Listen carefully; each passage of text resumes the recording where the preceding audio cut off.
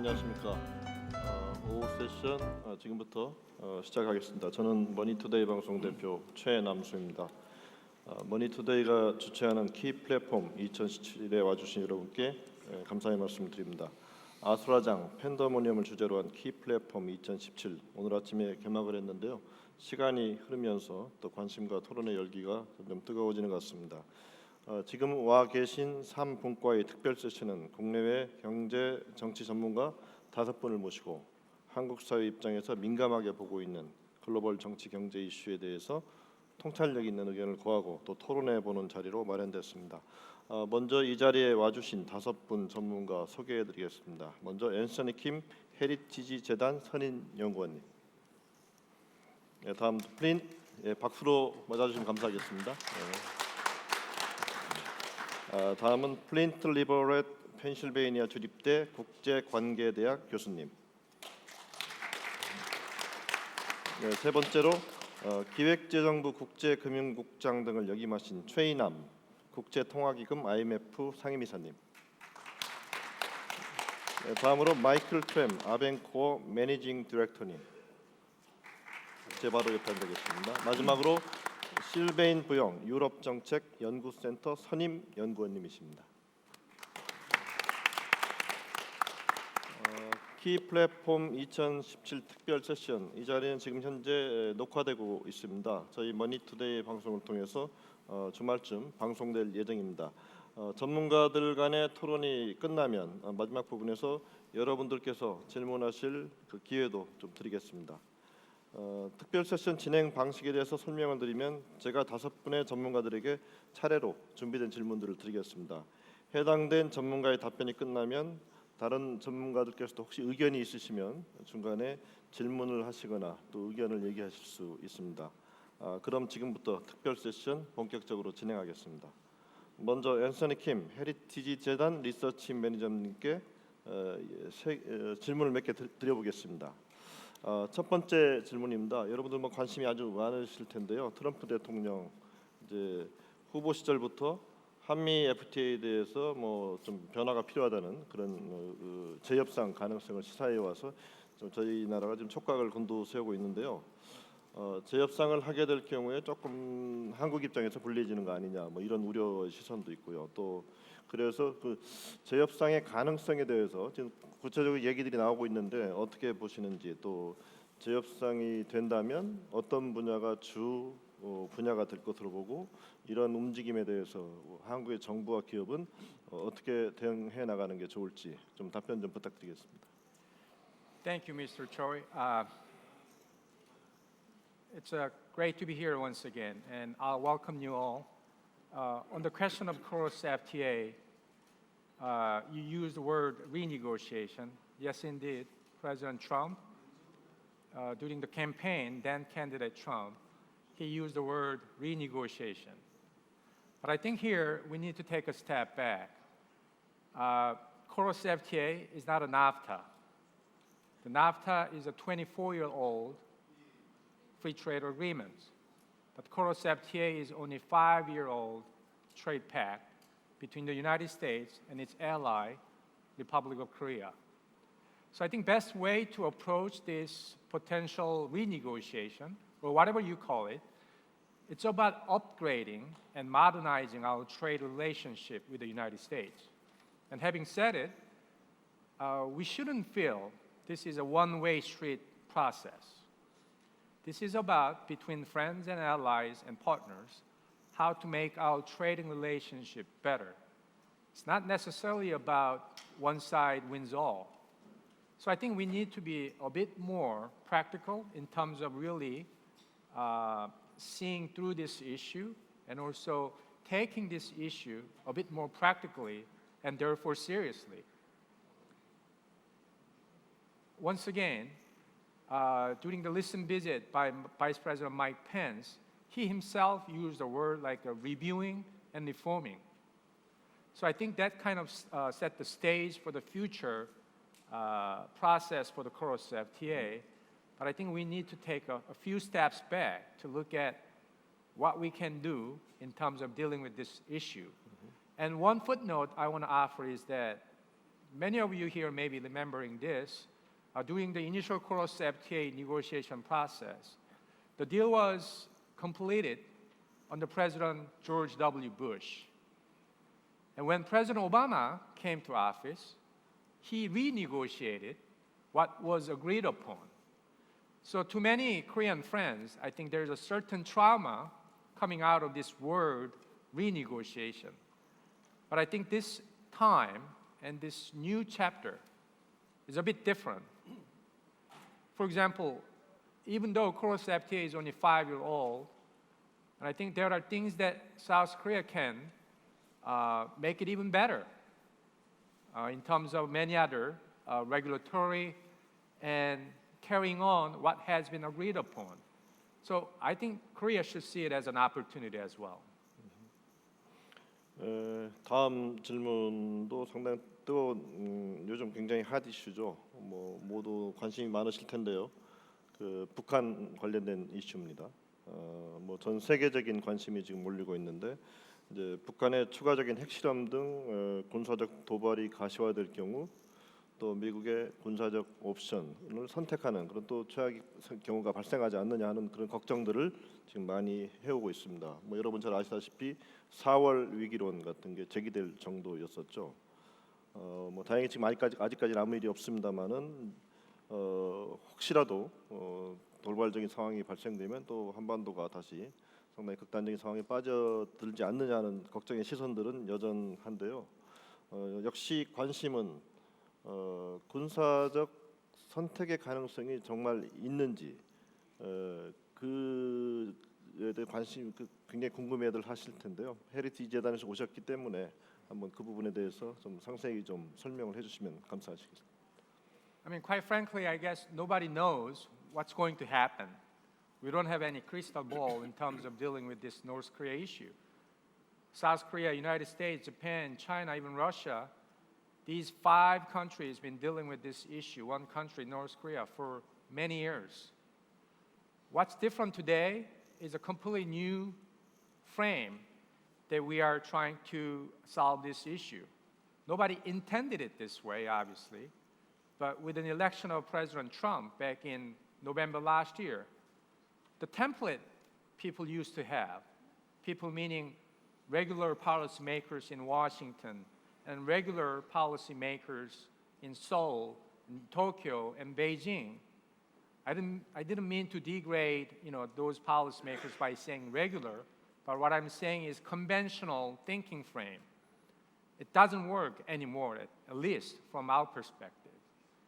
Because what we are seeing today is a really very tough get-to-know process between President Trump and dear leader Kim Jong-un, maybe. They haven't met in person yet, but by doing this kind of sort of testing and checking in to each other, I think they are trying to find how they can deal with each other. Obviously, to Kim Jong-un, the election of President Trump was a big surprise. Like many others, I think he was expecting probably President Clinton. This is a completely new chapter to him. And President Trump, he wasn't really thinking about this will be a very immediate foreign policy crisis in his presidency. It's interesting that we are having this discussion today. Tomorrow, Friday, that will be the President Trump's first 100 days. And this North Korea crisis, ongoing crisis, wasn't part of this 100 days.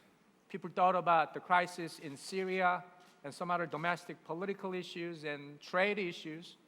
But now this North Korea issue has become a pivotal, very important foreign policy issue to the Trump administration. So at this point, what we can say is really, really high-stake, tough get-to-know process. Both parties, Trump and Kim, they're trying to get to know each other. It's a bit odd to put it this frame, but I think that they know the high stake they are dealing with in this crisis. So I think so-called April the crisis, the immediate war threat, I think it's a bit misrepresenting the current situation. I think the best thing we can probably see at this point is realistically, this is a really tough get-to-know process. 조금 안심이 되는 뭐 그런 차원의 말씀이실 수도 있을 것 같은데요. 서로 굉장히 거칠게 서로를 알아가는 과정으로 이제 해석을 해주셨는데, 그 저희 나라는 아시다시피 이제 5월 9일이면 이제 새로운 대통령이 이제 선임이 되죠, 뽑히는데 뭐 지금 상황으로 봐서는 누가 되든 이제 지금 현 정부 물론 탄핵이 됐습니다만은 현 정부와 조금 성격이 다른 진보적인 성격의 정부가 들어설 것으로 확률이 높아 보이는데요. 이제 그렇게 될 경우 또 많은 사람이 우려하는 것 중에 하나가 미국과 한국 간의 이제 정책적인 어떤 거리 차이가 생기면서 또 어떤 상황이 될지 또 그것도 조금 관심거리이고 또 그런 면에서 또 우리는 어떻게 이 상황을 바라봐야 될지 이것도 새로운 뉴 챕터로 보이는데요. 어떻게 보시는지요? Obviously, I think it'll take some time, and I think we have to be patient here because the election that South Korea will have on May 9th, it's really, really important chapter of Korea's democracy. And obviously, once again, no planner intended it. The Korea's 2017 election will be on May 9th. This is totally unexpected political outcome.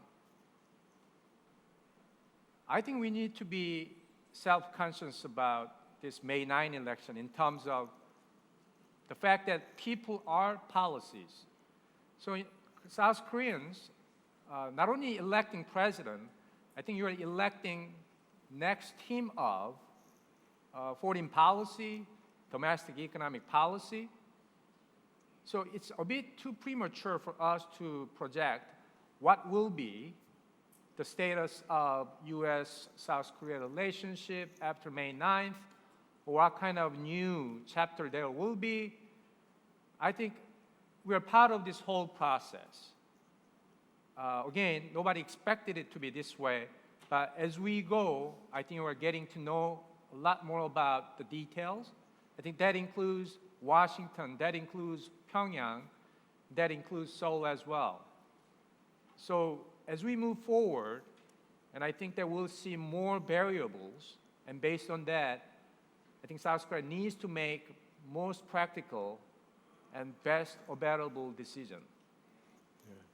그 한 가지만 더 북한 관련 질문 드리겠는데요. 뭐 북한 관련 질문이기도 하면서 또 한중 또 미중 간에 지금 긴장의 이슈가 되고 있는 사드 지금 전격적으로 배치가 된 것 뉴스 보셨죠? 상당히 좀 서두른다는 느낌도 있는데 어떻게 보시는지요? 어떻게 해석하시는지? I think that issue has been something that it'll happen no matter what, given the unfolding crisis, especially over the past few weeks. So yes, it's very reasonable to say perhaps it's a bit too fast in terms of really installing the defense system, but I think that if not now, the question should be, if not now, when? I think that question itself is really important to ask. So again, in front of us, we have too many moving pieces we cannot control. But installing the THAAD is a one step that may be necessary as South Korea needs to go to next step. 그 앤서니 킴께는 질문이 두 개 더 있는데 다른 분들 좀 질문 드리다가 중간에 또 추가해서 질문 드리겠습니다. 다음은 실베인 부용 유럽 정책 연구센터 선인 연구원님께 질문 좀 드리겠습니다.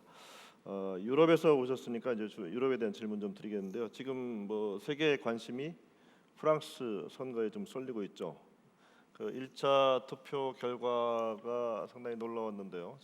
기성 정당 후보들이 다 떨어지고 의석을 가지고 있지 않거나 적은 정당 마크롱, 르펜 이 두 명이 지금 결선 투표를 해서 저희보다 이틀 빠른 5월 7일에 결선 투표를 하게 됩니다.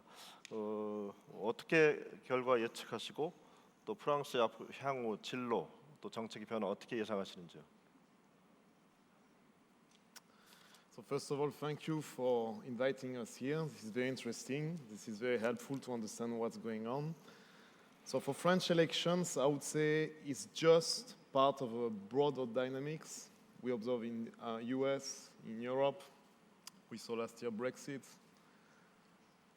Even if there are differences, there are many parallels to be done.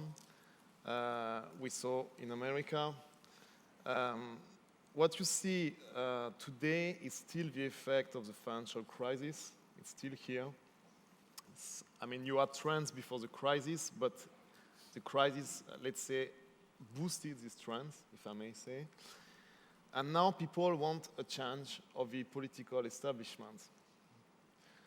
So, as you asked me about the results, you know it's about 2 rounds. You have the first round and the second one for presidency. And in 1 month, you have national election for parliament. The mainstream parties, if you cumulate, they made 25%. So this is really big change. Now we have 2 new parties in the second round. And to illustrate what's happening, I can give an anecdote that happened yesterday. So in France, like in all countries, there are a lot of plants of big companies that decide to change the location of the plant. So in France, you had 300 jobs that might disappear in the coming months. The 2 candidates were there. They came yesterday. One is saying what? He's saying, don't worry, I will protect you. If needed, I will nationalize the company. The company is Whirlpool, so it's a big American company. I will sue them, I will attack them, I will close the border, and will fund the nationalization for taxation on companies that are doing this type of practices. This is quite similar to what we heard with Donald Trump. On the other side, you have Macron, who is saying, globalization, I cannot stop it. We have to find a way to cope with it. So me, what I propose is to help you to find a new company, and if we cannot find, to invest for you in education, to find new skills and new jobs. I mean, he's talking to people, some are 55 years old, they've always lived for 30, 40 years in the same company. It's why not, but it's extremely difficult. This is the same thing more or less in the UK last year. You had a similar event with this big plant in the north of the UK called Sunderland, which is doing car manufacturing. You had the same, more or less, approaches. So now in Europe, we have this big issue. You have the global centers, which are very happy with globalization in general. They don't really vote this type of ideologies. And you have smaller towns and, let's say, less cosmopolitan centers where this is becoming a real and serious issue. And we need to fix it in Europe. Now, I mean, there are many possibilities happening in the coming years, but this is something to be fixed.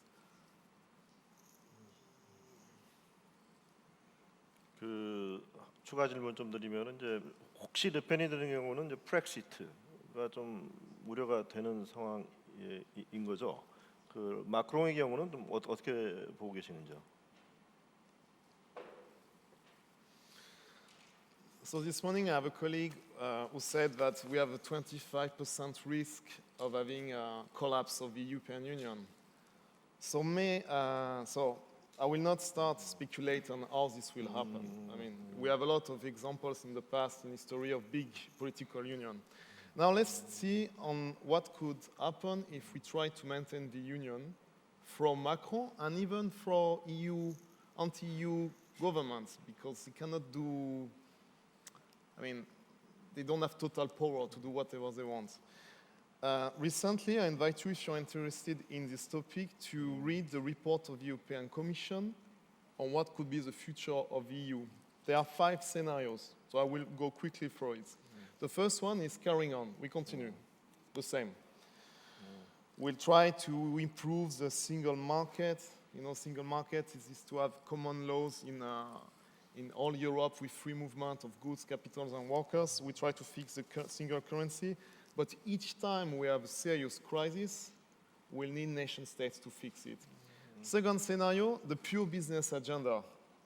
Nothing else but the single market, which means less regulation, less regulatory burden.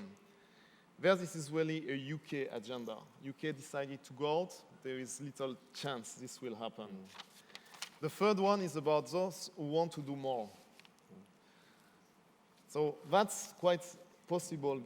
Some countries decide to create like clubs inside the EU to really work on specific topics, like defense, for example. We heard till recently that US don't want to invest so much anymore in NATO. So in Europe, you have many discussions now. We have to fix our defense. That could help also to have a diplomatic single voice. That could be also helpful. There as well, the big issue is the European core fundamental is that all Europeans have the same rights. So if you have different clubs, you might have different types of rights. And I will finish with the two last scenarios. The next one is doing less more efficiently to really focus on specific topics. Could be interesting to be more efficient on migration and innovation, or even to really structure the single currency. But how do you define the priority topic? In Europe, we have 27 states. Everyone has a different interest and opinion. And the final one, maybe Macron would like this. Now, is it realistic? I'm not so sure. As we heard this morning, that 25% of Europeans are okay to have more Europe. So the last scenario is about doing much more together. But as said, yes, this is the only way really to fix this union. Now there is no really appetite for it. So the only thing I can say to conclude is uncertainty.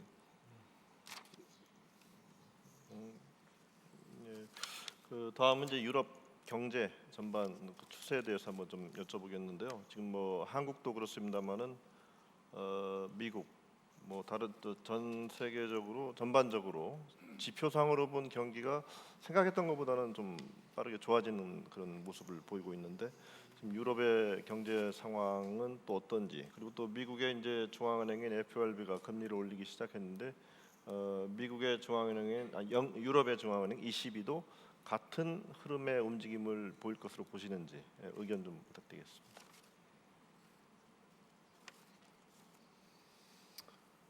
For me, it's a question. Yeah. To you. I mean, if you check the macroeconomic indicators and forecasts, the last ones, so the ECB, European institutions, okay, there is a progress in employment has been decreasing, but way too slowly, especially for southern economy, because in Europe you have what we have called for years now the core and the periphery. So it's totally unsustainable to increase policy rate for Italy, Spain, and economies like this. For inflation, because now I'm talking about unemployment, but this is also a question of inflation, because ECB, contrary to the Fed, is has a much stronger stance on controlling inflation. The forecast, how they show them, is like it's under control for the 2-3 coming years, even with some negative scenarios about petroleum shocks and stuff like this. So, I mean, I could get millions of euros if I could really anticipate what would be the next policy rate. Everyone, when you have the governor, I mean, they even analyze what he's doing with his fingers to understand, to try to anticipate what will be done. Obviously, it looks like we will, maybe like Japan in a way, keep very low rate for many more years to come. 지금까지 이제 두 분께서 이제 북한 이슈 또 뭐 한미 통상 현안 또 유럽 또 미국과 유럽의 금리 정책 뭐 그런 주제들에 대해서 말씀해 주셨는데 혹시 이 자리에 앉아 계신 저 패널들 중에서 혹시 뭐 의견이 있다든가 질문 있으시면 해 주셔도 될 것 같습니다. 지금 없으시면 뭐 다음 질문으로 넘어가겠습니다. 언제든지 또 중간에 참여하셔도 좋을 것 같습니다. 다음 질문은 플린트 리버렛 펜실베이니아 주립대 국제관계대학 교수님께 드리겠습니다. 국가 안전과 중동 전문가이신 만큼 관련 질문 좀 드리겠습니다. 첫 질문입니다. 지금 시리아를 두고 미국과 러시아가 좀 맞서고 있는 형국인데요. IS는 여전히 국제사회의 공포감을 주고 있고 또 중동 난민들은 유럽 사회에 지금 혼란을 가져오고 있다는 지적을 받고 있습니다. 중동이 여전히 이제 불안한 모습인데요. 가장 큰 중동의 불안 요인은 무엇이고 앞으로 어떻게 진행될 것으로 보시는지요? You know, I think that if I have to talk about a single most important factor underlying a lot of manifestations of instability in the Middle East, including the ones you mentioned, I think I would focus on U.S. policy in the region. Since the end of the Cold War, and especially since 9/11, the United States has tried to do something in the Middle East that it was largely constrained from doing during the Cold War, to forge a highly militarized pro-US political and security order in the region that includes large-scale, basically open-ended deployment of US forces on the ground in the region, and to ostracize and undermine regional actors who don't want to subordinate their strategic independence to that kind of regional order.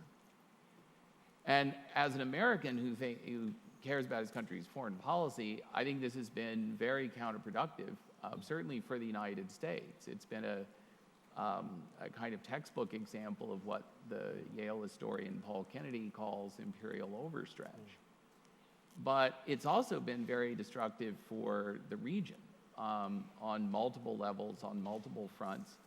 And I think a lot of the problems you see in the Middle East today, whether that's the rise of jihadi extremism, escalating Sunni-Shia tensions, the ongoing conflict in Syria, or other problems that you could bring in, I think that the biggest question about how these issues will go is whether the United States is really prepared to take a different and more, to my mind, more constructive, productive approach to the region.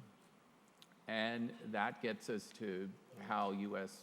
Middle East policy might unfold under President Trump. And I wish I could be more optimistic.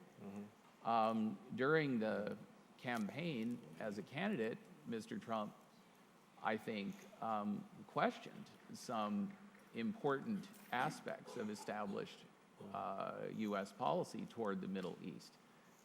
The invasion of Iraq, the military intervention in Libya. He wanted to cooperate with Russia in Syria. But, I think Trump's own ideas about the Middle East were not always coherent, sometimes even internally contradictory. And I think after he was elected, you've had more and more advisors come into his administration who have a kind of conventional commitment to continued American dominance in the Middle East. And it's producing policy that is increasingly conventional, militarized, confrontational. Trump said the top priority for U.S. policy in the region should be fighting the Islamic State. And he wasn't going to try and overthrow Syrian President Bashar al-Assad.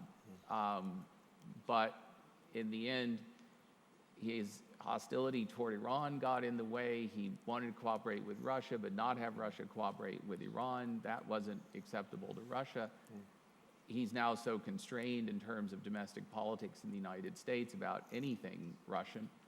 He can't really cooperate with Russia. He won't cooperate with Iran. And now he's reversed course entirely and thinks that President Assad in Syria should go. So, like I said, I wish I could be more optimistic, but I think that U.S. policy in the Middle East is unfolding under President Trump in a kind of conventional and therefore problematic way in terms of political risk from the Middle East. 그 첫 번째 이제 질문과 좀 관련돼서 다시 추가 질문 드리면 지금 상당히 걱정스럽죠. 테러 양상이 일반인을 상대로 한 이제 소프트 타겟을 대상으로는 테러들이 이제 잇따르면서 사실 일반인들이 그냥 속수무책으로 지금 희생양이 되고 있는데요. 뭐 대책이 무엇이냐라고 할 때 당장 손에 잡히는 대책이 뚜렷하지 않은 것도 사실인 것 같고요. 또 한편으로는 국제적인 공조도 좀 중요하다고 생각되는데 이런 소프트 타겟을 대상으로 한 조금 잔혹한 테러 이게 어떻게 대응해야 된다고 보시는지. You know, I think that, you know, I think that problem needs to be answered on two levels. Yes, international cooperation is very important. You know, I think since 9/11, there's been a lot of effort put into increasing information sharing among national governments, doing other kinds of things on a multilateral or transnational basis that increase the chances that you know, bad things won't happen as frequently. And I think that's a worthy thing to do and should be continued. But there's also, I think, this fundamentally political backdrop to terrorism. You know, terrorism, it's not about, you know, what's wrong with Islam. It's not about what's wrong with Muslims or Middle Easterners. It's really a kind of, it is, I would say it's an asymmetric response to what people perceive as occupation by outside powers of territory that's important to them. And I think this is one of the most consequential downsides of the way the United States is engaged in the Middle East over the last quarter century or so. And if the United States and its Western partners don't kind of change in some fundamental ways their approach to the region, that political backdrop is going to continue to be there. And, you know, we're going to have to be doing more international cooperation, but it's basically to try and manage the consequences and the spillover effects of what's fundamentally, in my view, a political problem. 네. 다시 이 대목에서 앤서니 킴께 질문 2개 추가 더 드리고 남은 2분께 또 질문 진행하도록 하겠습니다. 조금 더 한국에 더 직접적으로 관련된 질문 2개 더 여쭙겠습니다. 지금 뭐 한국 사회가 정치, 경제, 사회적으로 위기에 빠져 있다는 것을 얘기된 게 하루 이틀의 일이 아니고 또 여러 가지 양상들과 증후군들이 나타나고 있는데요. 그런 의미에서 뭐 지금 진행되고 있는 대선 선거전에서도 이제 대한민국의 개혁, 뭐 대개조 이런 얘기들이 나오고 있습니다. 지금 진행되고 있는 키 플랫폼에서 이제 리마스터링이라는 게 강조되고 있는데요. 그것과 관련해서 앤서니 킴 조언 한마디 해주신다면 어떤 말씀 드릴 수 있을까요? Well, it may sound like too much cliche, but many people say and recognize crisis is an opportunity.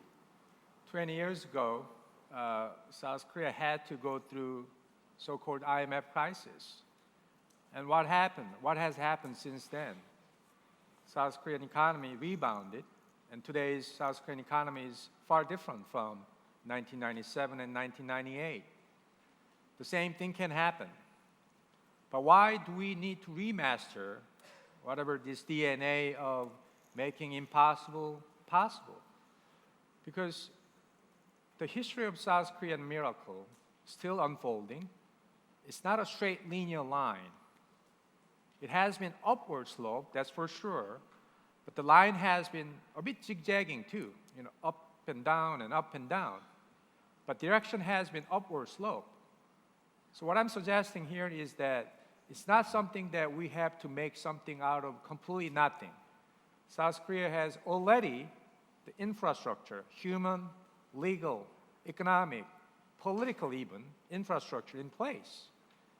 I mean, look what happened to political leadership starting last October and November. It's a mature democracy. It's a functioning democracy within the rule of law. within the rule of law, all the legal political process has been unfolding. So this is a truly unexpected opportunity for Korea. You know, many say South Korean economy has achieved a lot, but in terms of political arena, a lot can be done more. Perhaps this is a year. So in that sense, I think this is an opportunity, and we need to really think through what kind of capacity and energy we can bring in terms of really recoding and remastering South Korea's potential capacity. So I really see this is a unique opportunity. I mean, seemingly it's very chaotic, you know, one level this problem, another level that problem. But rather than being pessimistic and doomsayers, I think this is time for South Koreans really, let's move forward. Let's go to the next level of our ongoing journey. That kind of positive can-do attitude, I think it's more important than ever. 좀 격려에 또 긍정적인 말씀 해주셨는데요. 지금 뭐 다들 아시다시피 워낙 기술과 세상이 빠르게 변하기 때문에 일반 기업들의 경우에는 뭐 과거처럼 3년 계획, 5년 계획이 의미가 없다는 얘기를 많이들 하고 있습니다. 상황 변화에 맞춰서 민첩하게 변화하는 게 상당히 중요한 시대가 됐다. 그런데 정부도 예외가 아닌 것 같습니다. 정부도 민첩한 조직을 갖춰야 된다. 제 기억으로는 오바마 대통령 시절에도 한 정부 조직을 두고 스타트업처럼 운영하라 뭐 이런 얘기가 있었다고 하는데 이런 빠르게 변화하는 시대에서 정부 조직 어떤 방향이 바람직하다고 보시는지요? I mean, it's a plain and simple. I mean, the public sector, the government, is here to serve people, and I think that that's the whole purpose of, you know, being in the public sector, and that's the whole purpose of the government in a way. But if you look at the Korean industries, either entertainment, IT, construction, car making, competition is all over. It's very dynamic economy here in Korea. But if you look at another side of this country, perhaps again, political arena, I think this is time to really upgrade their system.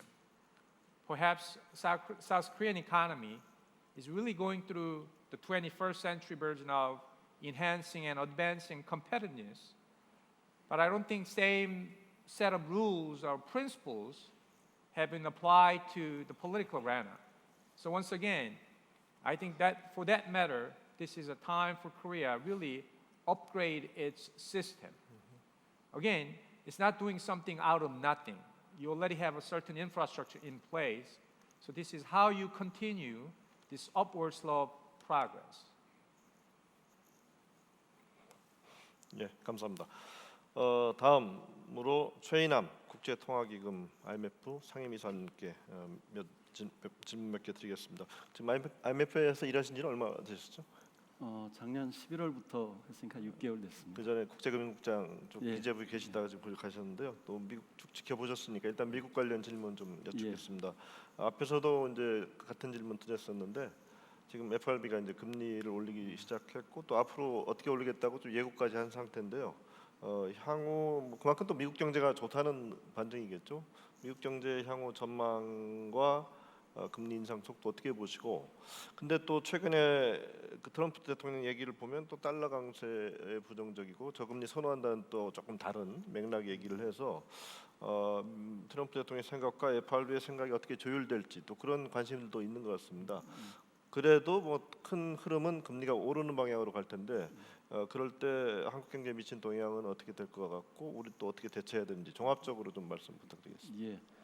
먼저 그 미국 경제 전망인데요. 미국 경제는 지금 세계 경제가 그 사이클 경기 사이클상 변한 국면에 와 있습니다. 그런 상황에서 트럼프 대통령이 내세운 여러 가지 선거 공약 중에 그 중요한 사항이 적극적인 정부의 지출을 확대하겠다. 그리고 기업의 그 비즈니스 마인드와 투자 확대를 위해서 세제 개혁을 하겠다는 그런 내용이 들어 있습니다. 그래서 아직 그런 구체적인 내용이 뭐 의회에 제출이 되지 않아서 그거에 대한 구체적인 영향은 뭐 얘기할 수 없겠지만은 그러한 트럼프 대통령의 선거 공약이 미국 경제에 긍정적인 영향을 미치고 있습니다. 그래서 IMF에서도 작년 10월에 금년도 미국의 경제 성장 전망을 2.2%로 봤는데요. 금년에 이번 4월에 다시 수정한 거에 의하면 2.3%, 0.1% 포인트를 상향 조정했습니다. 특히 그 미국의 그 인프라 건설과 관련된 분야, 그다음에 금융 업종 등이 그 트럼프 행정부 공약으로 인해서 그 수혜를 많이 받을 수 있는 업종으로 생각이 되고요. 그런 업종 분야를 중심으로 낙관적인 기대가 지금 확산이 되고 있다 이렇게 보겠습니다. 그다음에 이제 그렇게 되면 또 금리 인상 속도에 관한 이제 질문이 나오는데요. 그럼 현재 시장에서는 뭐 그 미국 경제가 완전 거의 뭐 실업률이 4.5%니까 완전 고용 상황이기 때문에 단계적인 금리 인상이 불가피하다.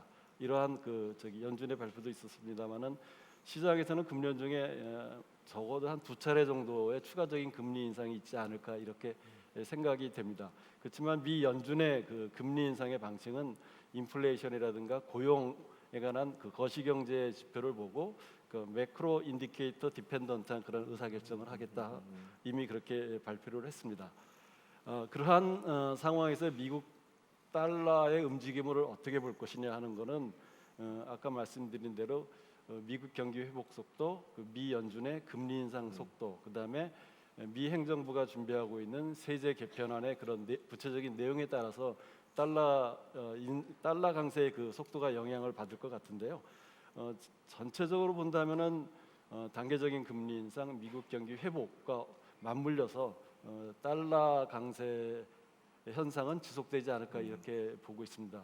그렇지만은 이제 지금 트럼프 대통령은 뭐 지난번에도 얘기를 했지만 계속 이제 달러 약세가 미국 경제를 위해서 바람직하다 하는 그런 얘기를 하고 있는데 그 미국 경제 여건상 그 GDP 아웃풋 갭이 적고 그다음에 실업이 완전 고용이 완전 고용이 있는 상황에서 달러 약세가 지속이 된다면은 그거는 결국 미국의 수입물가 상승으로 이어져 가지고 수입물가 그 인플레에 영향을 미쳐서 당연히 페드의 그 추가적인 금리 인상, 달러 강세로 가자. 궁극적으로는 달러가 강하게 되지 않을까 이런 생각을 해봅니다.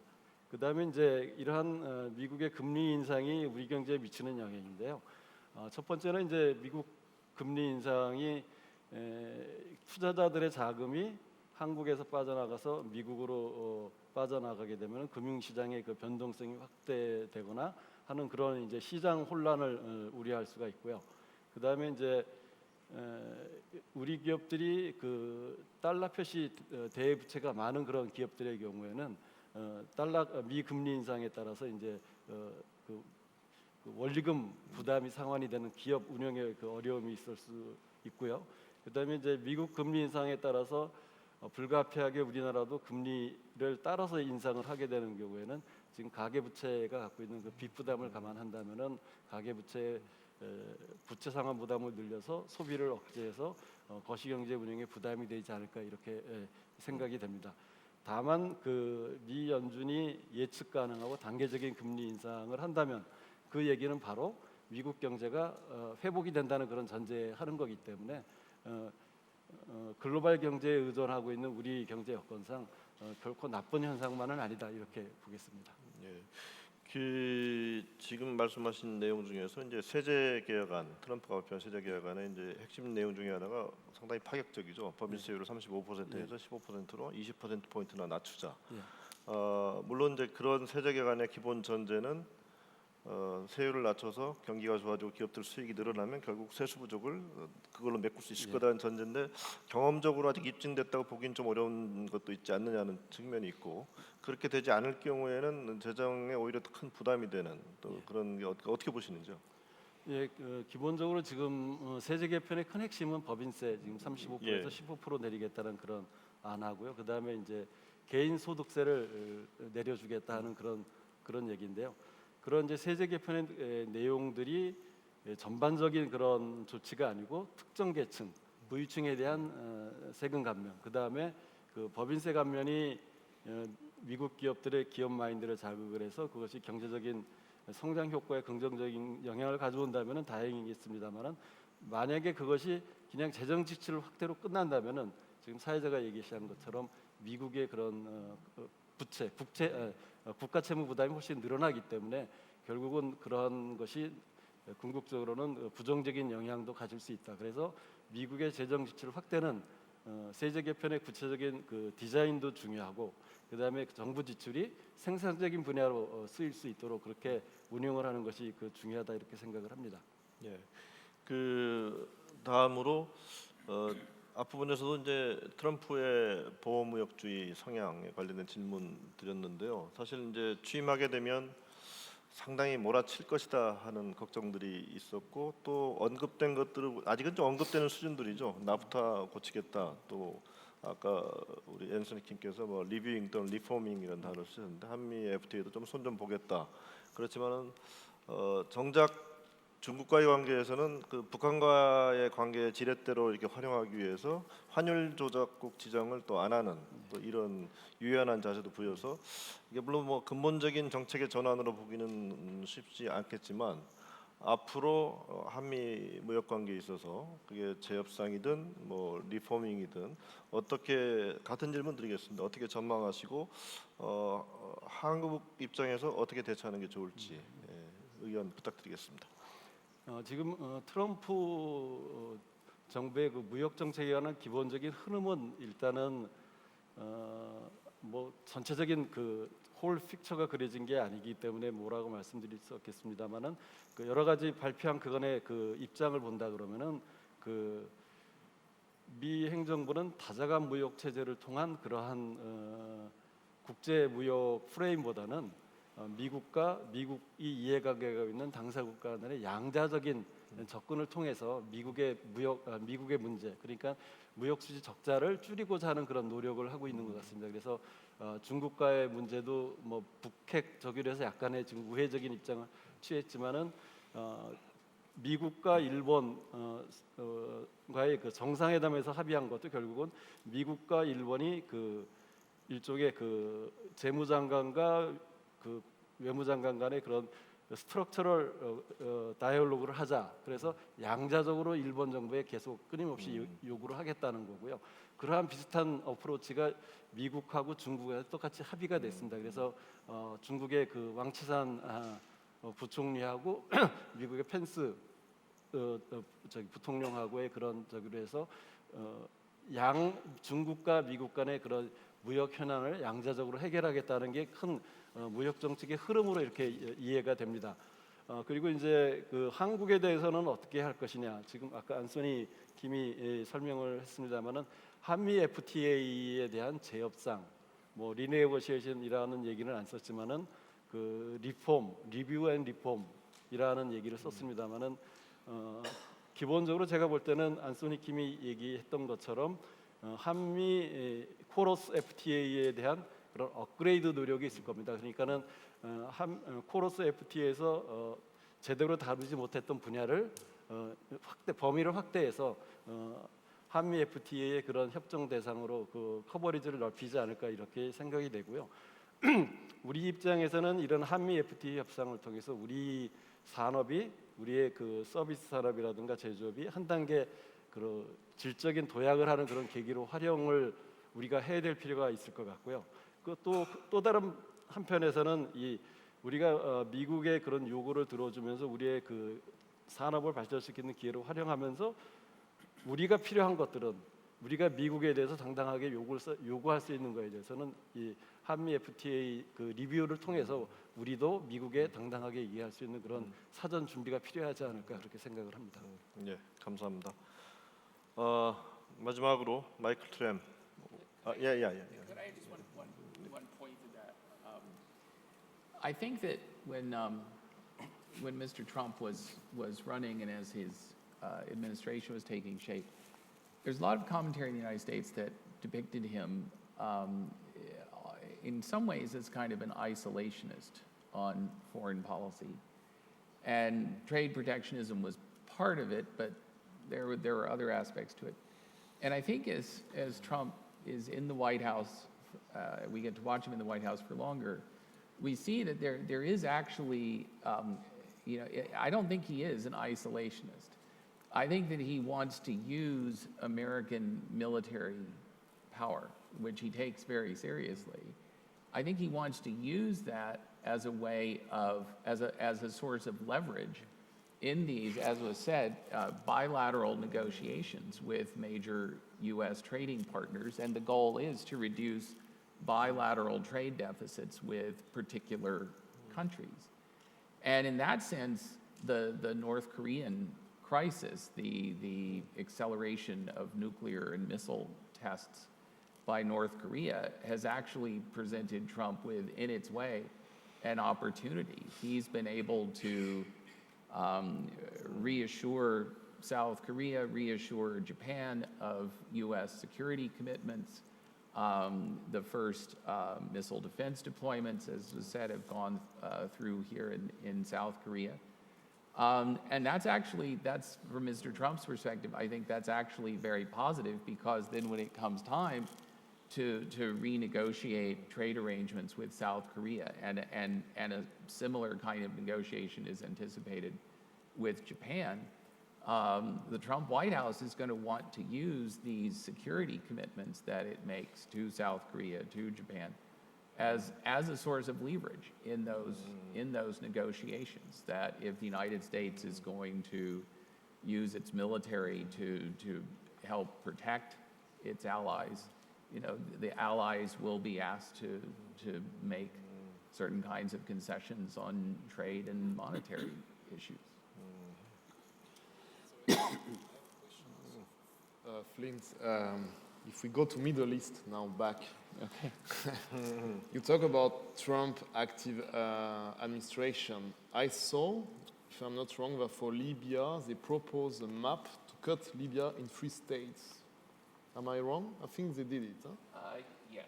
And we all know, last year, that there is a movement, to Balkanize, to make it really like Balkans, the Middle East, Syria dividing in different countries. Do you think US could push into this direction? I think that's a real possibility. There has been for some time in what I might call neoconservative foreign policy circles on the Republican side of the American political spectrum, there has been an interest in basically breaking up existing Middle Eastern states to create more states. And I think an important, not the only motive, but an important part of that is basically to prevent any kind of independent regional power center from emerging, at least out of the Arab world. For the Trump administration, I think it's unfortunate, but for the Trump administration, one of their biggest concerns about the Middle East is what they see as the rising influence of Iran, this, ancient civilizational state with a coherent identity, with a political order that actually, compared to basically any place else in the Middle East, is actually remarkably stable and in ways productive for the Iranian people. And you have this government in Iran that basically says, okay, we are prepared to do business with the United States, to do the nuclear deal with the United States, but we're not going to become part of some US-led regional order. And, that is just, for the Trump administration, and for a lot of, I think, Republican foreign policy hands, that is anathema. And if you want to try to prevent that kind of thing from happening elsewhere in the Middle East, one way to do it is try and create more of these little statelets. But Iran would become more powerful. Yes, that's I think that would be one of the consequences. Yes. 예, 그 패널끼리 또 활발한 토론이 이루어져서 보기 좋았습니다. 오래 기다리셨는데요, 마이클 트램, 아벤코아 유럽 대표님, 사실 키 플랫폼 첫 해부터 참가해 주셔서 또 저도 자주 뵌 분입니다. 한국 한국과 독일은 또 이제 분단국이었다는 공통적인 독일에서 오셨는데 그런 공통적인 경험을 가진 나라죠. 물론 뭐 독일은 통일이 되었고요. 그래서 한국이 좀 고민스러워하고 있는 분단, 통일 이슈에 대해서 좀 독일의 조언을 구하는 측면에서 질문 좀 드려보겠습니다. 지금 뭐 많은 분들이 얘기하셨습니다만은 지금 사드 배치 문제로 국제적으로도 또 국내적으로도 여러 가지 논란이 있습니다. 또 한편으로는 그 배치가 진행되면서 또 한국 기업들이 적지 않은 보복을 또 당하고 있습니다. 그래서 사실 이번 계기가 한국에게는 어떤 면에서 보면 중국에게 많이 의존하는 게 얼마나 위험한 일인지를 또 깨닫게 되는 계기가 돼서 시간이 흐르면 또 상당히 개선된 모습으로 상황이 좋아지지 않을까라는 기대도 해보는데요. 중국의 보복 조치를 겪으면서 우리가 글로벌하게 시장을 다각화하는 노력이 얼마나 중요하고 시급한지를 저희가 깨닫게 됐는데 그런 부분에 대해서 좀 여러 나라를 다니고 계시기 때문에 좀 조언을 좀 해주신다면 어떨까요? Yeah, Andrew, let me try. It is, of course, never good to be dependent of anything or anybody. And when you say there might be a too strong dependency from China for your companies and with that also for your country, that might, of course, not be good. But I say might because on the other side, that can be, of course, a big strength. I will come back to that. When you say you are looking for possibilities to diversify, I think it is more than just diversification of the markets. At the end, you can diversify in some sense. You can diversify your industry, you can diversify, yes, markets and regions, and you can diversify in, let's say, services, or what I mean more is intellectual capital, know-how, expertise. So when you look forward to giving a country a strategy, then it is, with all respect to you who are closer to the politics than I am, then I would aim more like an approach for a strategy like giving it for a company. Look, first point, diversification of industries. When we saw, take a look at my own country, where we made a mistake the other day. We decided not to diversify in one industry sector anymore after the big tragedy, the nuclear accident in Japan, and the German government and Angela Merkel decided, take only a look into energy sector, that Germany steps out of the nuclear sector. That is a word, and that was not a good decision, I tell you. I think only looking at that part of the overall industry, when you want to be strong and you want to give employment to the people and with that also get tax money for the governments, then you should be, of course, in oil and gas or related industries and supplier industries. You need to be in renewables, and of course, you need to be in nuclear. The step out of that, I think, was a mid and long term certainly a mistake, number one. Change the country.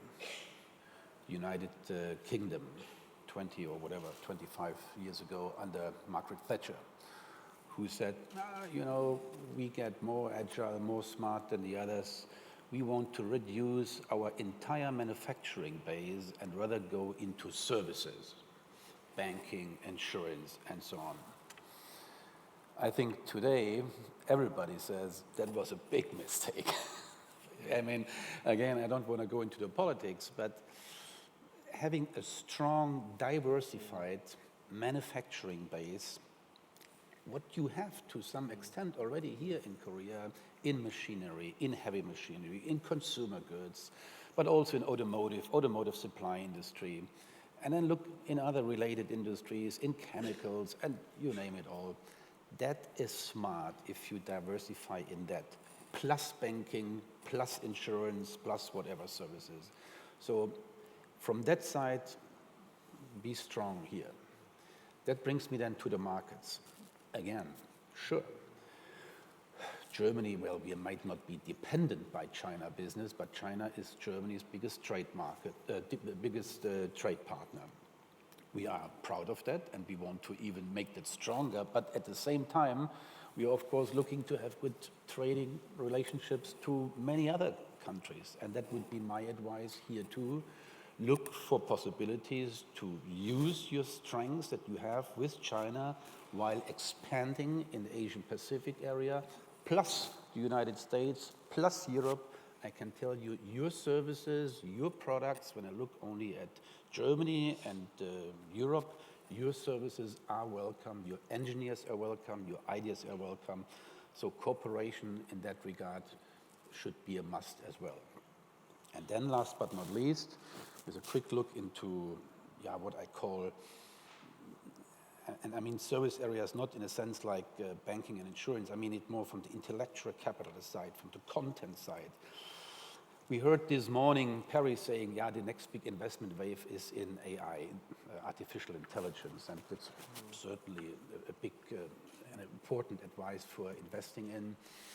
And we hear today and tomorrow about also the fourth revolution in industry. That's also all true. But when you want to diversify, then please do not just focus on that. Of course, the fourth industrial revolution with digitalization and so on is a super, super important topic, and it will be the future. But today, there is still also a lot of traditional brick and mortar business and industries who give a lot of employment and salary to the people. So please don't forget that. When I speak to my international clients, and they're all on this hype by saying, Michael, you know, Industry 4.0, can you give us advice? Can you show us where to go, what to do? Some are in a stage where they are not even Industry 2, not to mention Industry 3. And then they are looking for Industry 4.0, fourth revolution. So start where you are, prepare the next steps, and then you can look ahead. So again, Andrew, that would be my advice for diversification strategies that can also be appropriate maybe for what you do here in Korea and your companies. 그 다음 질문은 이제 독일의 통일 과정에서 이제 한국이 어떤 교훈을 얻어야 될지 상당히 안타까운 현실이죠. 사실 한번 전 세계 유일한 분단국인데 지금 남북한은 독일은 그 전에도 이제 서로 긴장 완화를 위한 여러 가지 조치들이 있었던 걸로 알고 있습니다. 뭐 텔레비도 같이 시청할 수 있고 사람의 왕래도 가능했는데 지금 저희는 뭐 시간이 이를수록 더 긴장이 고조되는 분단 상황에서 안타까운 상황인데 그래도 독일의 통일 경험에 비춰봤을 때 이런 조치들이 궁극적으로는 남북한의 통일에 도움이 되는 스텝들일 것이다, 단계들일 것이다 하는 관점에서 좀 조언을 해주신다면 어떤 조언이 가능하십니까? Yeah, sure, I do that with pleasure, and I can even share a personal, really a very personal experience with you. I think it's all clear and crystal clear. It all starts with the deep conviction, no violence. It must be peaceful. That's the one thing. The second one, and I tell you that as someone who is born in the year 1962, I grew up in West Germany, in a little town called Saarbrücken. No one here will know it. And my generation did not have a clue what these other people are in East Germany. My generation, we felt we are Germany and they are foreigners over there. At best foreigners, others might have said enemies. And that was clear. We grew up, we've never been there. We were not allowed to go there. There was no exchange for people like me, the young generation, zero, nothing. But there were some smart elderly people who still knew that there was once, long ago, a combined Germany. And they kept that dream alive. They kept that vision alive, that maybe sometimes, whenever in the future, those two separate companies become one again. For me, for my friends, regardless how well they were educated, what they studied, law or philosophy or whatever, that was so weird, we couldn't believe that. Huh? And then came the situation that it was not East and West Germany who decided now we unify again. It was then the political situation that our big neighbors around us, most important, of course, the US and Russia, and then our friends in France and the UK, they felt, maybe it wouldn't be, I make it easy now, maybe it wouldn't be that bad if we give Germany a chance again, and they are now so well mature that we don't think there is a danger when we have a strong Germany then again. And by the way, it might be an interesting growth factor for the entire region, if not the world. With that, all of a sudden, it happened. We can say overnight, and you are right, we had over years, we had good ways of communication, we had cultural programs, art programs, television, radio, scientific exchange, sport events, so that was all somehow happening. But when it happened then finally, it was still a surprise. It was so fast that there was not, I mean, at least no one recognized, no one had a real plan. So all of a sudden, this question was, oops, what do we do with the currency? How do we exchange the currency? Is that the East mark and the West mark that is 1-to-1, or what do we do? The pensions, the salaries, the legal structure, the political system, the educational system, so that all had to be developed. And I don't want to say that that was all done well. Certainly there were also mistakes done. So again, Andrew, to answer your point, when you say, what advice can I give? Wherever possible, keep that dream alive. That it will happen, and it will happen sooner or later. Wherever possible, look for ways to communicate with each other. That might be difficult, even very difficult, but as long as people communicate, they are not sending bombs. And last but not least, someone needs to prepare a plan, because it will happen. 사실 그 남북한 통일 이슈가 워낙 중요한 이슈여서 한번 좀 말씀 더 드리면은 사실 이게 이제 남북한 분단이라는 어떤 뭐 추상적인 단어로 얘기될 때는 그렇게 얘기되지만은 뭐 저도 개인적인 가족사를 보면 아버님이 북한에서 오셨는데 그쪽 가족을 만날 수 없는, 고향에 가볼 수 없는 좀 그런 또 어떻게 보면 개인적으로 처절한 이슈거든요. 그런데 이제 남북한 통일 분단 이슈에 대해서 이제 한국이 제일 먼저 고민을 많이 해야 되겠지만 이게 뭐 독일과 마찬가지로 국제적인 미, 중, 일본 뭐 국제적인 역학 구조 속에서 또 갖는 의미가 있기 때문에 그래서 저 앤서니 킴한테 한번 질문 드리는데요. 트럼프 행정부에서 남북한 통일에 대해서 어떤 생각을 가지고 있을지, 상당히 어려운 이슈이기 때문에 표면화된 건 없는 거 있을지 하는 그런 거하고 또 미국에서 보실 때 지금 무척 긴장이 고조되어 있는 단계인데 이게 어찌됐건 궁극적으로는 그 길을 향해서 가야 되는데 어떤 스텝들을 밟아 나가는 게 좋겠다. 뭐 이런 의견을 좀 주신다면 어떤 의견이 있으실까요? I think President Trump is taking this whole, let's say crisis, the unfolding situation, as a very practical learning curve. He's getting to know about the situation. Let's remember that President Trump and last year candidate Trump, he was completely different from many other candidates. He's not a typical politician. His background is businessman. He's a deal maker. He was proud of saying, I'm a deal maker, the art of the deal. So his approach towards whatever the crisis will be far different from any other conventional politicians we've been seeing over the past years. If you see President Obama, he's a bit more professorial and politically very polished. President W. Bush, George W. Bush, he was governor. Bill Clinton, very charming politician. But their whole the framework has been based on political process. So they are quite different from the President of the United States of today. So I really think that President Trump is really taking his own interest in this journey, if I may use that word. He may not have any concrete ideas of what would be ultimate policy outcome concerning concerning Korean Peninsula, but I think this crisis, again, unexpected crisis, is giving him enough and unique chance to get to know about key players, including China, and what kind of policy tools he has. So this is, in a way, very much unexpected win-win situation. Now, we shouldn't take this process for granted. So we have to do the necessary due process. Korea has a lot of things to do. One, successful, peaceful, smooth election. The new team will be in town. And President Trump, he's been nominating, many key cabinet members and policy-making positions, but he's still behind the curve, meaning that a lot of people within the State Department, Defense Department, they have to be staffed up so that policy-making personnel can be in place.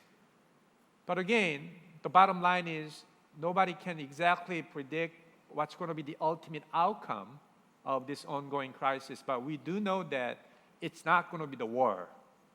And it will be much, I guess, more diplomatic as we go, much more subtle.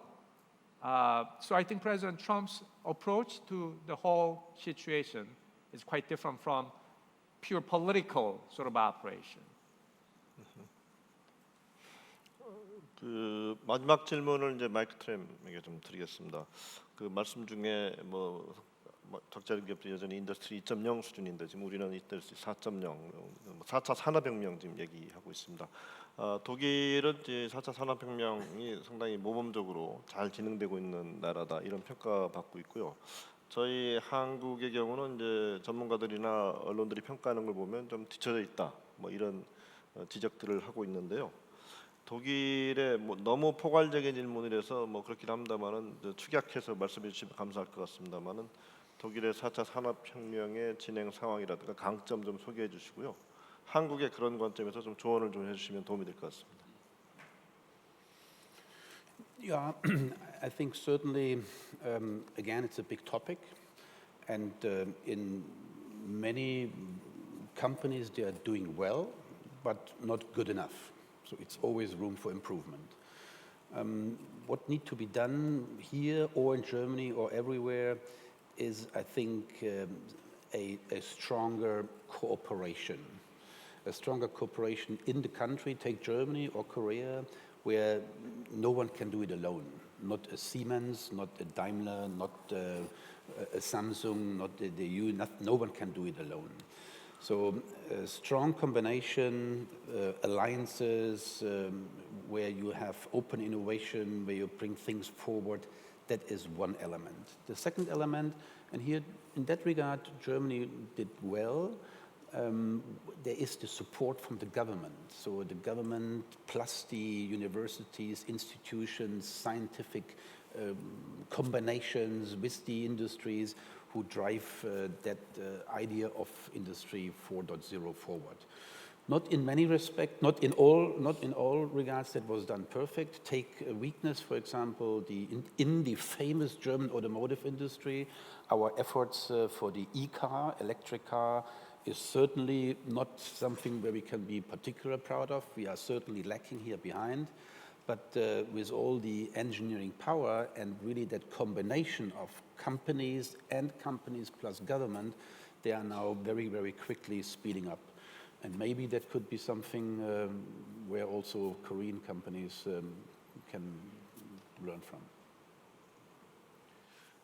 제가 이제 준비한 질문들 패널께 다 드렸는데 혹시 상호간에 조금 더 디베이트 하시고 이럴 그런 분 없으신지요?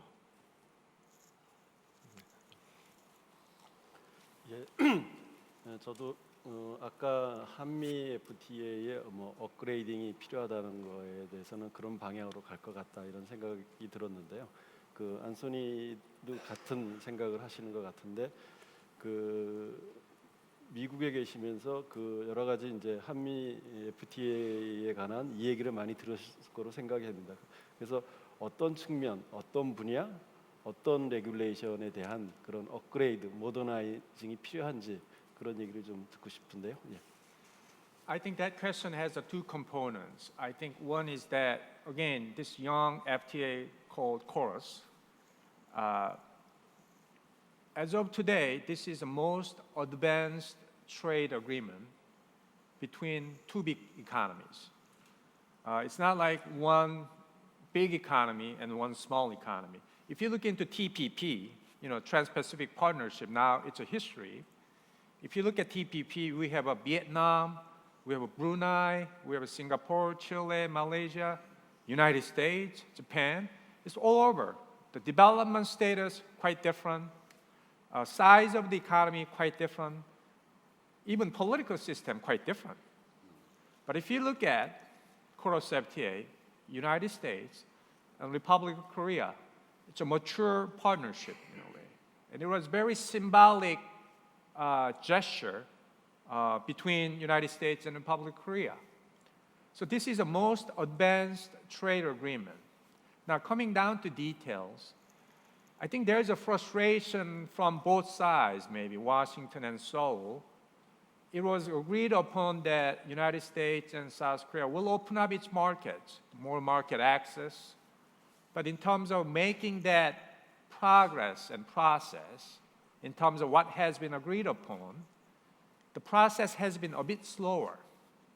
There are many reasons why the process has been slower, but I think that whatever industry level or specific sector or business specifics, there has been a certain level of frustration. It could go faster.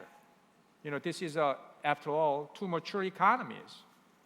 Nobody imposed certain things on each side. Two sides agreed upon certain rules of game. So there was a certain level of frustration, and there's a wish that, we can do better. We can do better. We agreed we're going to do this, so let's make it happen. That kind of spirit was there, but over the past 5 years, certain sectors moved ahead of the schedule. Perhaps certain industries perhaps fell behind the schedule. And I think one area, when we think about trade, and especially free trade, I think it was very clear to many observers, especially during the campaign, presidential campaign last year, there must be specific and very particular difference between free trade and free trade agreements. I think many people get more frustrated by the fact that a country is pursuing certain free trade agreements rather than free trade.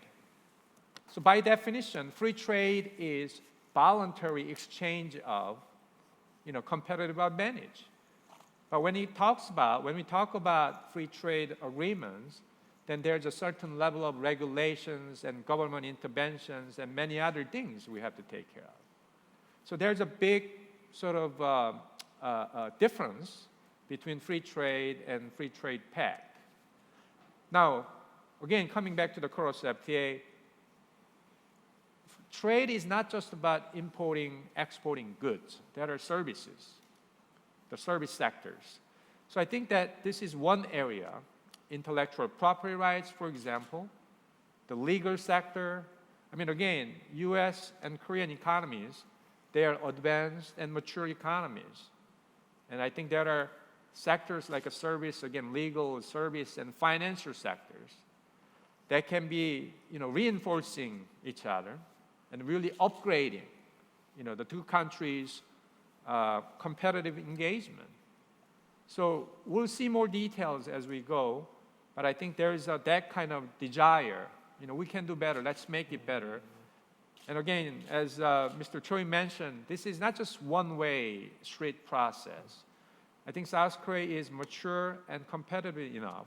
This is time to be proactive, not like passive. Oh, South Korea is getting renegotiated by the United States. That's one way of looking at it. But again, the reason I'm saying this is an opportunity, if there's anything South Korea can say proactively, we want to do this better, then this is time to do so. Thank you. 혹시 추가로 말씀하실? 예, 그럼 패널 상호 간에 추가로 디베이트할 사안이 없으면 여기 저 앉아 계신 청중 여러분들께 질문을 좀 받는 시간을 좀 갖겠습니다. 역사의 길이남을 질문을 하지 않으셔도 됩니다. 궁금하신 점이나 이런 점들이 있으면 네. 혹시 마이크 준비되어 있습니까? 맨 앞줄에서. 예, 먼저 마이클 트램 씨 답변 관련해서 두 가지만 한번 궁금한 점이 있어서 질문을 드리겠습니다. 첫째, 독일의 통일 과정 관련해서 마이클 트램 씨나 저나 이제 비슷한 연배고 독일과 한국 다 이제 45년 2차 세계대전 이후에 이제 분단이 되고 했던 그런 공통점이 있는 것 같습니다. 그리고 제 기억으로는 이 베를린 장벽이 무너진 것이 1990년 이제 소비에트 유니언 붕괴되면서 베를린 장벽도 무너졌는데 그래도 그 동안의 어떤 통일 과정 이걸 설명하시는 과정에서 저희들이 지금까지 가져왔던 생각이나 받았던 교육하고는 좀 많이 좀 달라가지고 약간 의아하게 생각했습니다. 독일 같은 서독에서 아데나워 총리랄까, 빌리 브란트 총리랄까 이런 사람들이 이제 이 동서독의 통일을 위해서 많은 노력을 했고 어떤 정책도 펼쳤고 그래서 통일 준비 과정이 상당히 그렇죠 풍부하고 많았던 걸로 생각을 하고 배워왔는데 마이클 트램 씨의 설명을 들으면 어느 날 갑자기 통일이 왔다. 이런 인상을 갖고 있는데 그러면서 저희들한테 이제 조언하시기를 통일에 대한 비전을 이렇게 말씀하셨어요. 그런데 물론 이제 독일이 처한 상황과 한국이 처한 상황은 다를 수는 있습니다. 주변국의 구성도 다르고 그런데 단순히 어떤 이 통일에 대한 비전만 가지고 이 한국 통일이 어떤 쉽게 이루어질 수 있느냐? 그래서 혹시 마이클 트램 씨가 답변을 하시면서 혹시 잊은 그런 어떤 비전 이외의 다른 것이 혹시 있으면 말씀해 주시고 두 번째 질문은 제가 알기로는 인더스트리얼 4.0과 인더스트리얼 레볼루션 4.0은 약간 다른 개념이라고 이해하고 있는데 독일은 전통적으로 이제 제조업이 강한 그런 나라고 그래서 히든 챔피언도 가장 많은 나라로 제가 알고 있습니다. 그래서 이 제조업이 강한 그래서 이제 이 독일의 4차 산업혁명은 인더스트리얼 4.0에 기반한 4차 산업혁명 그게 중점이 되는 것 같고 그래서 제조업에 기반한 이 4차 산업혁명이 다른 어떤 제조업 외의 다른 산업에 기반한 그런 기반한 산업혁명 4.0에 대비하는데 좀 더 강점이나 이런 것이 있다고 좀 생각하시는지 답변 좀 부탁드립니다.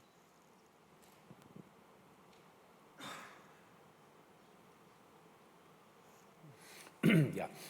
Let's come to your first question, and maybe I didn't express clearly enough what I meant.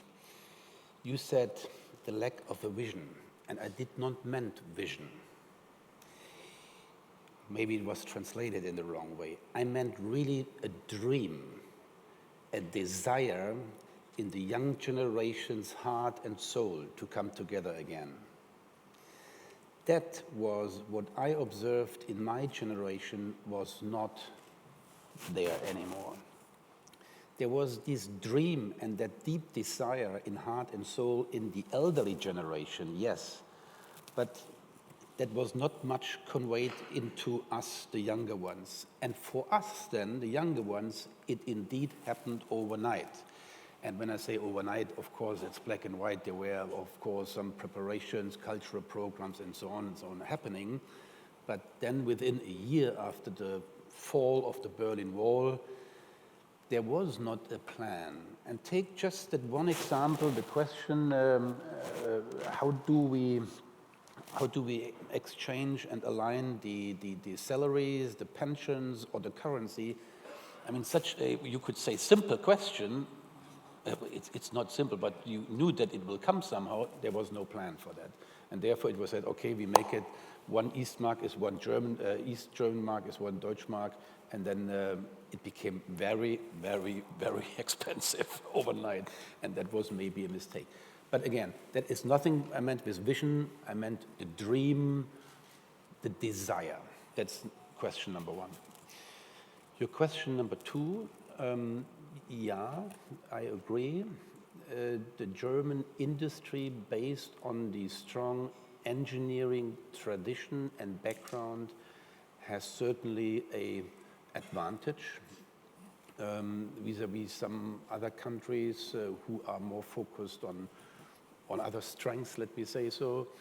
But when we look globally, that might be a strength today. When we hear what's happening in Silicon Valley, just one example, then we can all learn from that. And even we have that strong engineering base and background. For what is it good, for example, look at the automotive industry when the classical engine might not be necessary anymore because we all shift into electronics that will shift the entire automotive industry completely with all the technical issues behind that. So yes, we have advantages, but we cannot rely on that only, and we need to wake up every morning new and fight hard in that direction. 혹시 또 추가적으로 질문 저 뒤에 있습니다.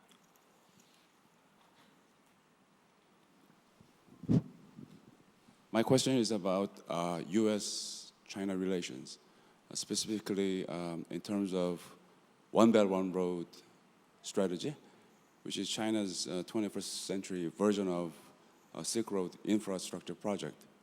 And South Korea also has a big national interest in that project because we joined the regular member, founding member of AIIB, Asia Infrastructure Investment Bank, as the fifth largest shareholder after Germany.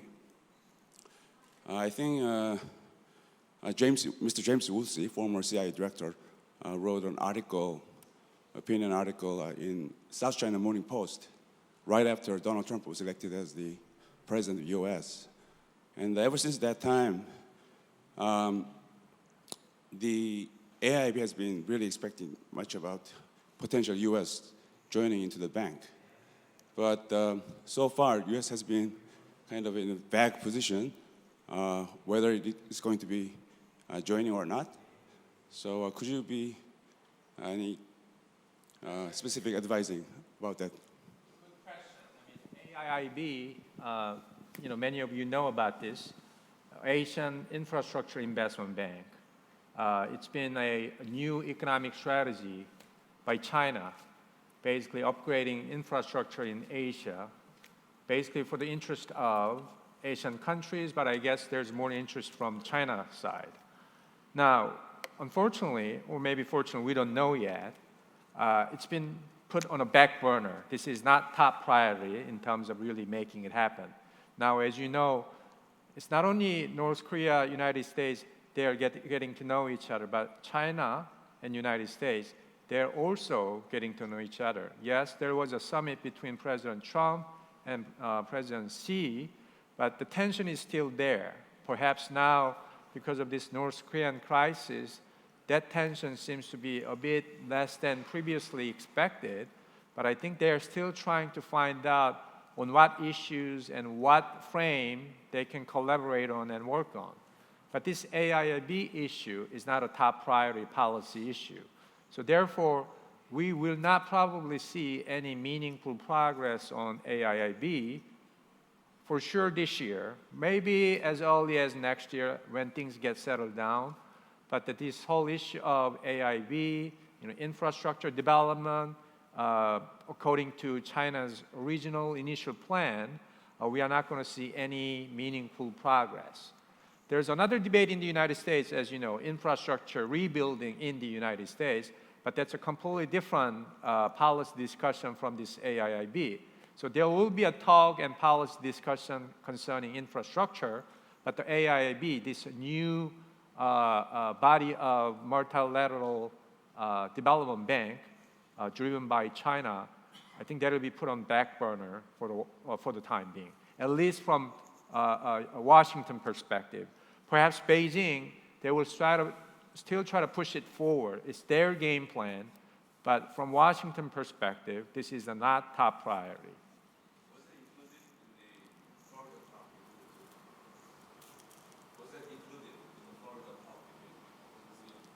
No, I don't think it was part of the agenda. It was not part of the agenda. The top agenda was obviously a bit more general. You know, they wanted to get to each other, and North Korea was a top priority issue during their meeting. But AIB, as far as I understand, perhaps it was on the agenda, but in terms of actual discussion, it wasn't top priority. 여기 리버렛 교수님이 한 말씀. 예. To add to that, I think for One Belt, One Road, I mean, in contrast to what Anthony was saying about AIIB, I think One Belt, One Road becomes an increasingly important and high-profile priority for Chinese foreign policy. I mean, it is, in a lot of respects, the signature foreign policy initiative of Xi Jinping's presidency. But I think it just, you know, in a way, at least Washington had to take a decision of sorts about AIIB at one point.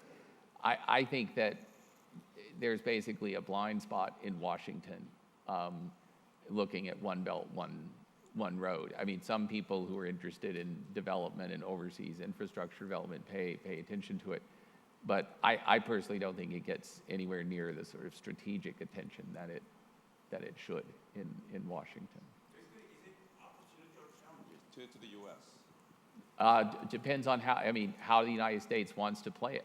I think it could potentially be an opportunity, but that would, I think, require some serious changes in mindset in Washington about China. 예, 우리 저 최인남 이사님. AIB에 대한 그 미국의 입장을 그러니까 제 나름대로 해석을 하자고 하면은요. 아까 앤서니 김이 얘기한 것처럼 미국의 우선순위는 당연히 지금 현 여러 가지 해야 할 일이 많은 그런 어젠다가 있는 상황에서는 아닌 거는 확실하고요. 그다음에 그 두 번째로는 지금 트럼프 행정부의 그 프라이어리티를 보면은 그 아까 제가 말씀드린 것처럼 다자 기구에 대한 인게이지먼트를 안 하려고 하는 그런 저기가 있습니다. 그래서 지금 뭐 US 스테이트 디파트먼트의 버짓도 깎고 그다음에 심지어 미국의 그 개발 기관인 USAID에 대한 그런 그 챌린지, 퀘스천을 제기하고 있는 상황이기 때문에 제가 보기에는 그런 측면에서도 AIB가 미국의 당장 그 프라이어리티가 될 수는 없지 않을까 이런 생각이 듭니다. And I just want to add one more component. When we talk about China, we should remember 2017 is very important year for China because this year, 2017, China is also going through leadership transition. That is a fact. Now, because of the President Trump, election of President Trump, North Korea crisis, that whole issue, the leadership transition in China, has been not on the front line of the media and the discussion, but the President Xi Jinping is doing his internal homework and whatever necessary political process. September is very important for China.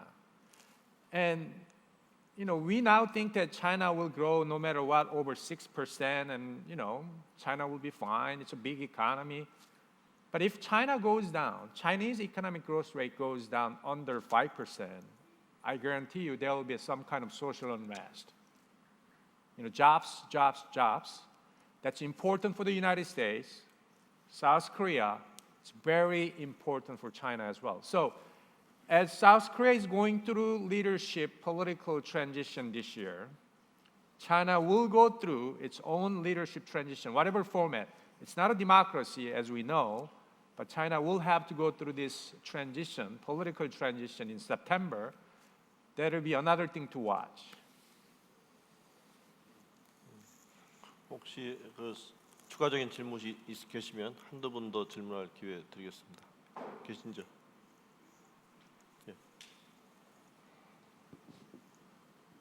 좀 전에 설명 들은 대로 지금 미국의 리더십의 교체가 됐고 그다음에 이제 한국의 리더십의 교체를 예상하고 있습니다.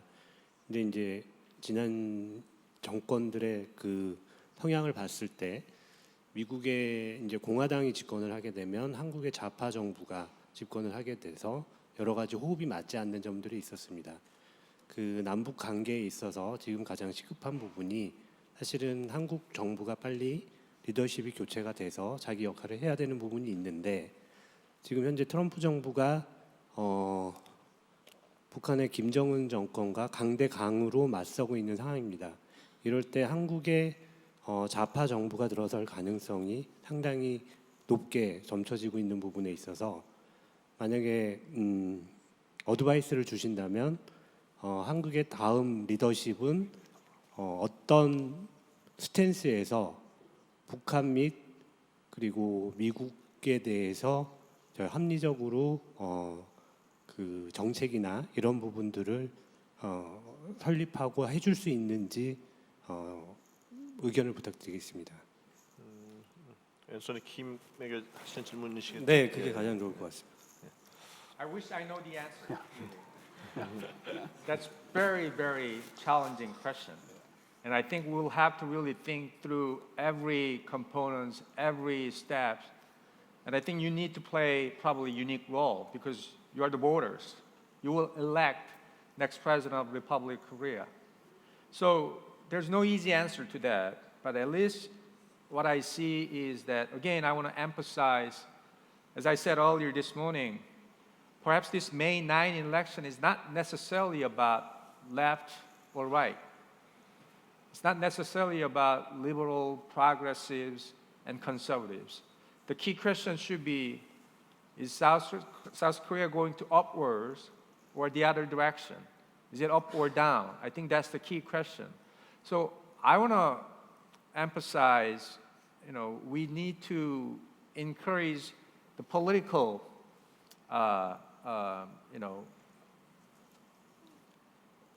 arena here a bit more practical. I mean, they really need to have a big picture. Again, it's an opportunity, and I don't know how they can really seize this opportunity because they will have their own views and perspectives. And I think, again, at this point, we cannot really predict or even offer some general advice to them because first we need to go through the election. But so far, it seems to be this is something we can work out. Because I say that, do you remember, during the presidential campaign in the United States last year, COROS-FTA was a big issue. The U.S.-Korea alliance was a big issue. People here were so worried and anxiously sort of concerned about the future of U.S.-Korea alliance. The way I see it today, the alliance between United States and South Korea is very strong. I mean, the commitment from the new administration towards the Republic of Korea is very solid. So it's not that bad so far. I guess what we can do in terms of really charting this new course to a next level, I think that's not something one person can answer.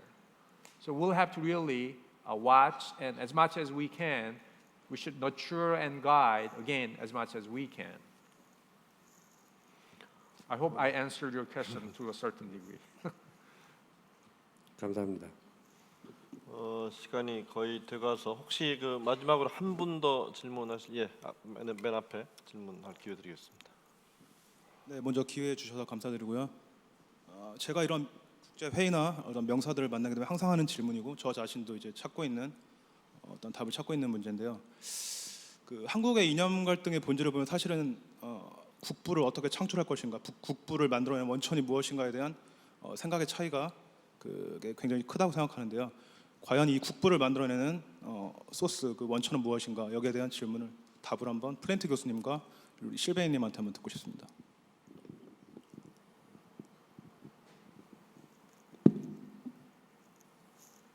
두 분께 질문 드렸는데 어느 분이 먼저 답변해 주시겠습니까? You mean by national wealth, so it can be real estate, but there I would not advise to go into this direction. I mean, we had many bubbles in all Europe that cause many troubles. You generate welfare, but you just need one Brexit and half of the wealth can disappear like this in a few months. The true wealth, again, I will be back, I will not be very original, it's for innovation. Again and again.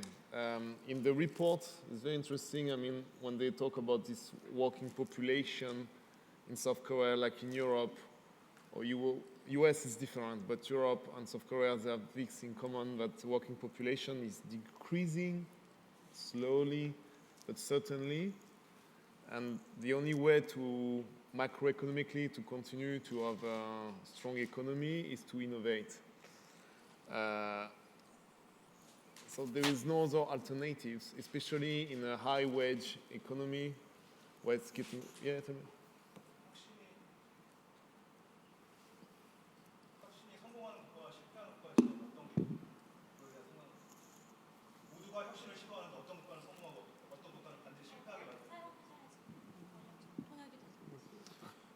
네, 다시 하겠습니다. 혁신이 좋은 건 모두가 알죠. 그래서 모두가 시도를 하고 있는데 어떤 국가는 혁신을 시도하는데 그게 성공하지 못하고 좌절되는 경우가 많습니다. 그리고 어떤 국가는 대외적인 악조건이나 어떤 상황 속에서도 그 혁신을 이뤄내서 더 나은 한 단계 레벨업된 국부를 만들어내고 더 나은 삶의 질을 영위하고 있습니다. 그 차이는 어디서 오는 것인지 어떻게 생각하시는지 그 얘기를 듣고 싶습니다. Do you, When I look at it with my German perspective, but then also compare it in all the countries where I'm traveling, I truly think it starts with excellent education. An excellent education system that is not only at the university, that starts in basic schools, and then in the next level, A level, B level, gymnasium, whatever you call your school system. But that is the absolute basis. If you are not teaching young men and women the basics, and not just the basics in mathematics, in engineering, in IT, in all these MINT studies, we call it, then you won't become innovative. It's very unlikely that you have one good idea overnight, yes, but then you are not innovative. So have a good education, then a great discipline of the companies and the countries to nurture this and to give the room for innovation. And by all means, being innovative means also a lot of hard work. 시간이 이제 돼가서 질문은 이 정도에서 아쉽지만 좀 마치고요. 혹시 뭐 패널 5분 중에서 뭐 마지막으로 뭐 이런 거 코멘트하고 싶다. 혹시 이런 게 있으신지요? 예, 없으시면 패널 간에도 토의가 활발했고 또 질문도 많이 나와서 상당히 생산적이고 또 여러분 인사이트를 얻으시는 그런 자리가 됐을 거라고 또 생각을 해봅니다. 오늘 발표와 또 토론해 주신 5분 감사드립니다. I hope all of you enjoy your stay in Korea and have a nice trip when you go back to your country. 예, 오늘 경청해 주신 여러분 감사합니다. 이상으로 마치겠습니다.